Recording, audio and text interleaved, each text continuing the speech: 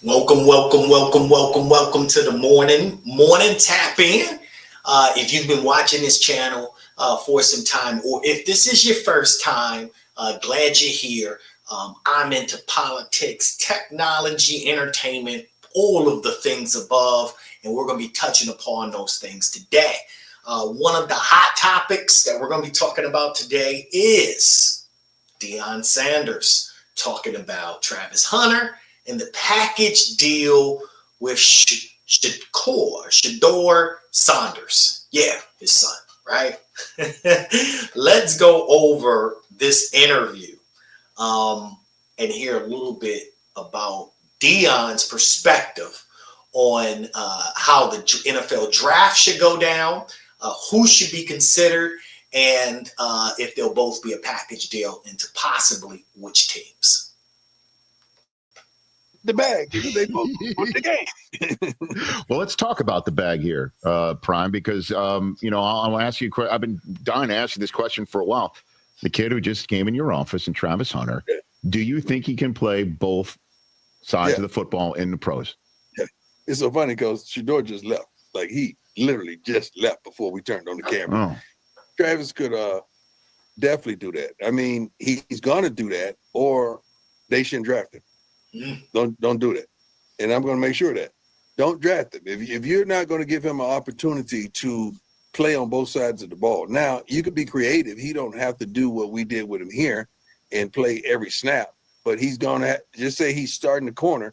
He's going to have to be on your nickel packages or whatever, or spread packages on the offense, because he's going to be probably your best receiver, and you're going to look like an idiot with your best receiver sitting on the bench and you can't get open. You can't get the ball down the field, or vice versa. So your best corner on the field, and they're bombing you right now, and he's on the sideline with you.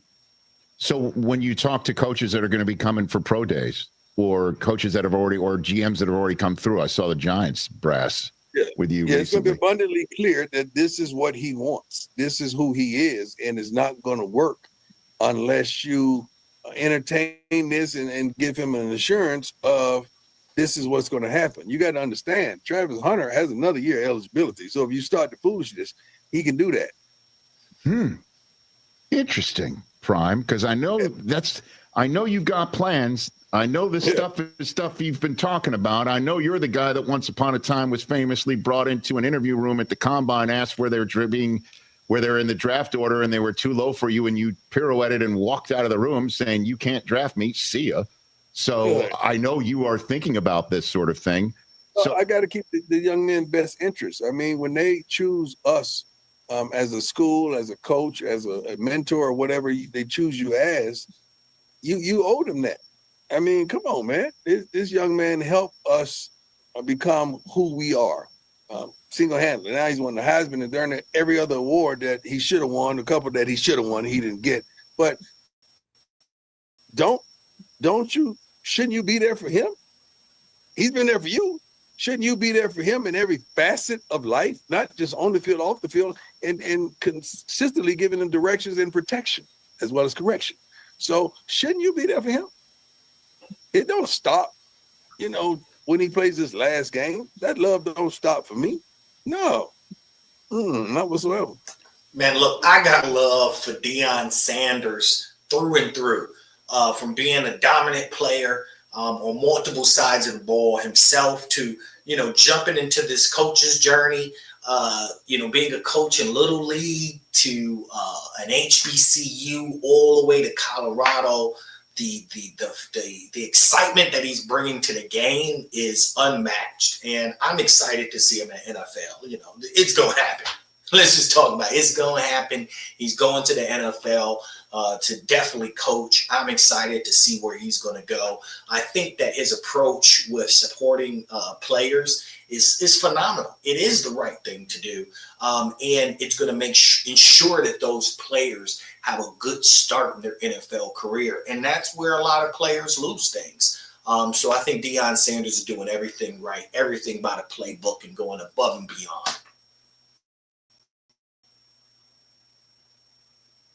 And then you started making fun of me, and now, you're the man. You've been the man forever. And some of my most favorite times of media has been when you and Susie, the beautiful, lovely, adorable wife, Susie, Yes, would go out. You guys would go on vacation. I would come in and host.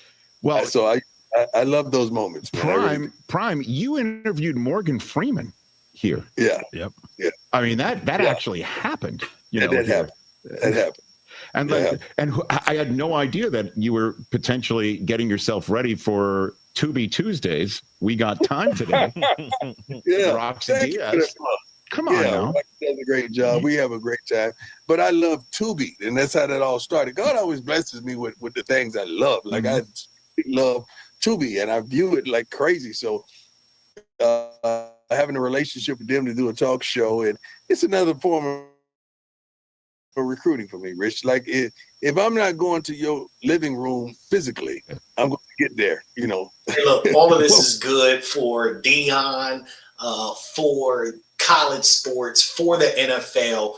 Do you think that Travis Hunter will be successful in the NFL playing both sides of the ball?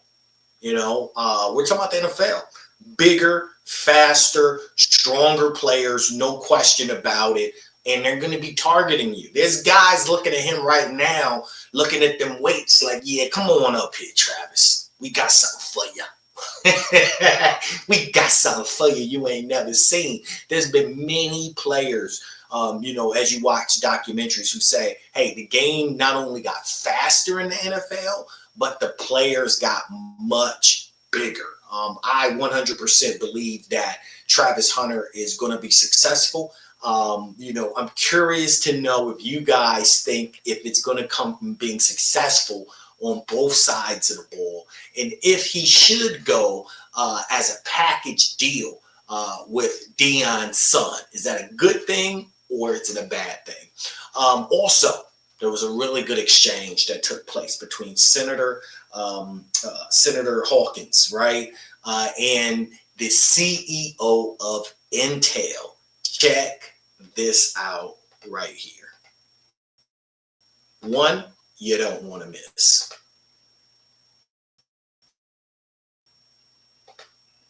Off with 15,000 now in this new plan that you've just announced, our cost-saving plan for 2025. How many of those 15,000 workers are Americans? I can tell you that you know, laying off anybody is no easy decision. You considered all other ways of cost-cutting measures before you laid off the 15,000? Is that what you're telling me? We are facing economic headwinds, and it's to be able to make sure the company is efficient, operating efficiently. We are going through a downsizing moment. Did you think it was efficient to give your CEO a 45% pay increase year over year while you're cutting 15,000 jobs? Mr. What is it? Gelsinger, I think it is. He made $11.6 million in 2022. Now he's making $17 million. Is that an efficiency? Mr. Rittner, let me start with you. You're with Intel, right? Yes, that's correct. We've been asking questions about Russia. Let me just ask you a question or two about China, if I could. Why is it that your company is investing so much in China, particularly in Chinese artificial intelligence and semiconductor startups? All right, we're going to come back to this one. This is a really interesting exchange right here, right after this commercial. Because not only are they questioning the efficiencies, but they're also questioning where they're doing business and how they're doing business and the impact of this on the U.S. economy. I think it's the right questions to ask and maybe poke at, and I hope that they have the right answers for them. Let's go ahead and find out if they got. Yeah, China is able to make that. Oh, good Lord. I can't believe you're saying this. And, you know, what's alarming about this is your company did the same thing. In December 2021, you issued a letter to your suppliers saying that the company Here. Intel to be investing in Chinese artificial intelligence? I mean, they're our chief competitor.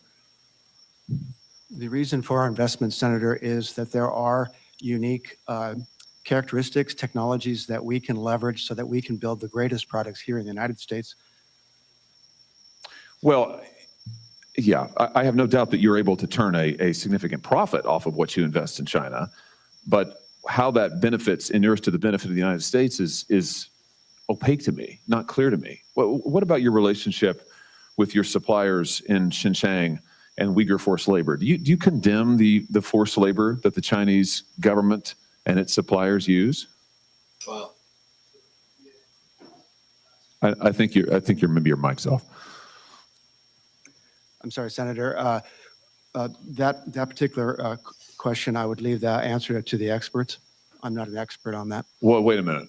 You're not an expert on whether or not. Look, he's getting hit with a barrage of questions, not only about the efficiencies and how money is being spent, but also their interests and relationships with other entities outside the U.S. Now, should we be concerned about that? Should we be asking more companies? Should we be interested at all? I'm not sure. I want to hear from you.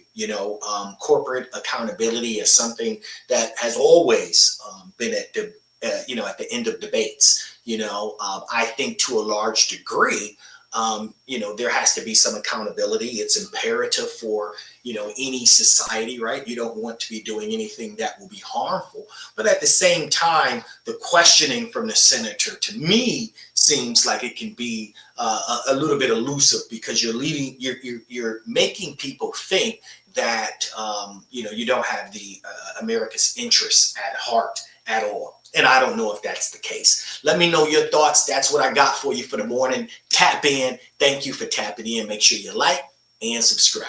Peace.